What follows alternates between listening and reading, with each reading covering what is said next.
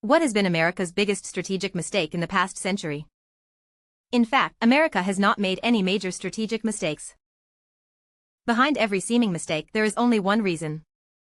That is, the East is too strong. Looking back at history, America's foreign strategy has been quite clear. Maintain global hegemony. Prevent any major power from rising to challenge the US. The struggle for discourse power is the essence of competition between hegemonic and rising powers.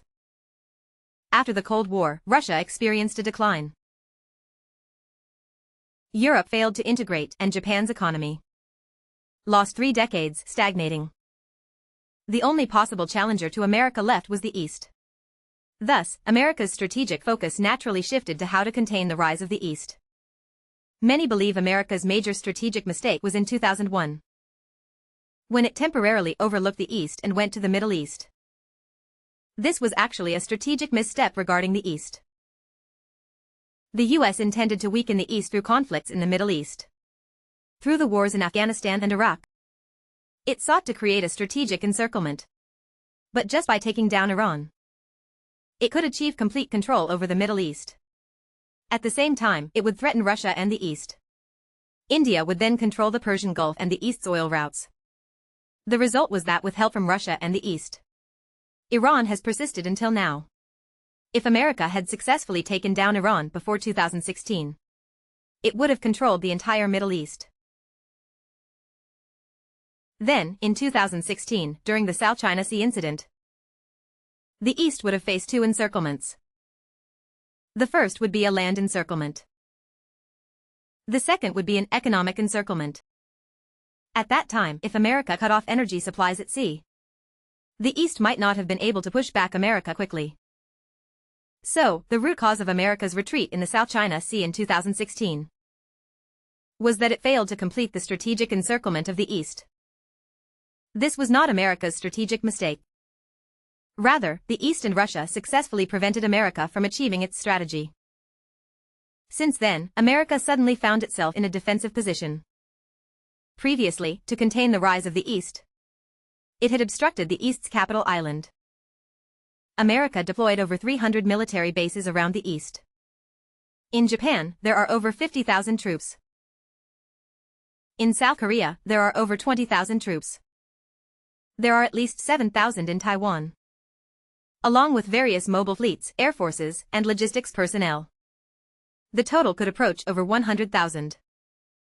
When the East could not defeat America, these troops were a threat. But now, with the East's 6th-generation fighter jets, these troops have become America's hostages. In front of the East's 6th-generation fighters, America has lost air superiority in East Asia, and the Navy can be defeated in an afternoon. Without air superiority, it cannot have naval supremacy. Thus, these troops have become hostages to the East. Moreover, the current island chain blockade is not only a burden for America, but has become a heavy load.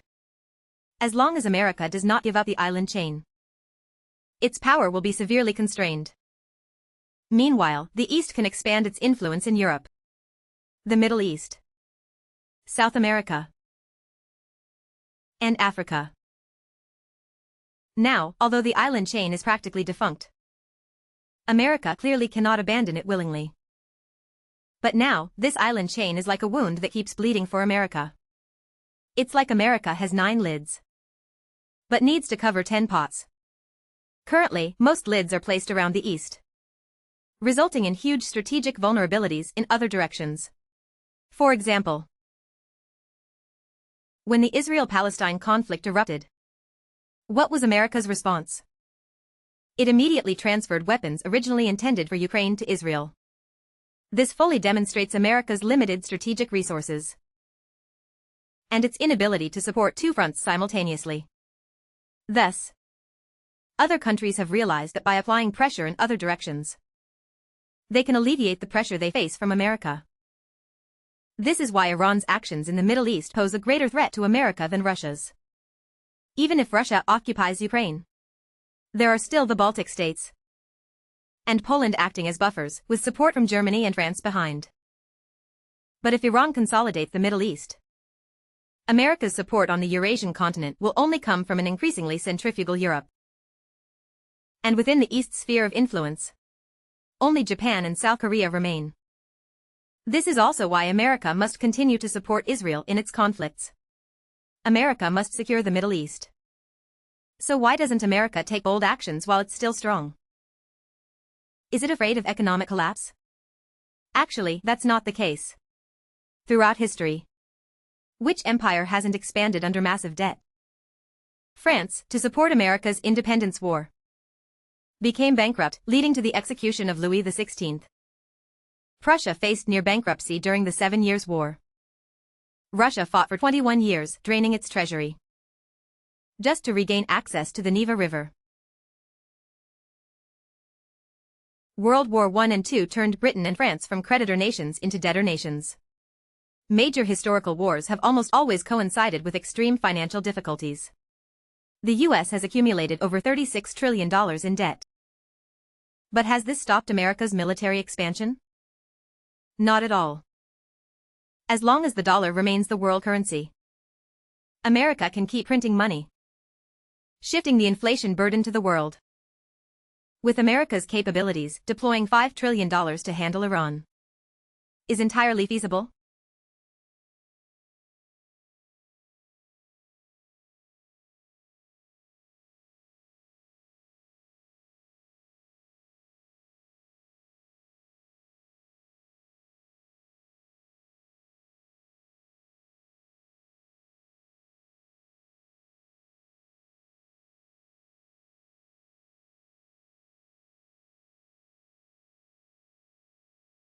They do not do this.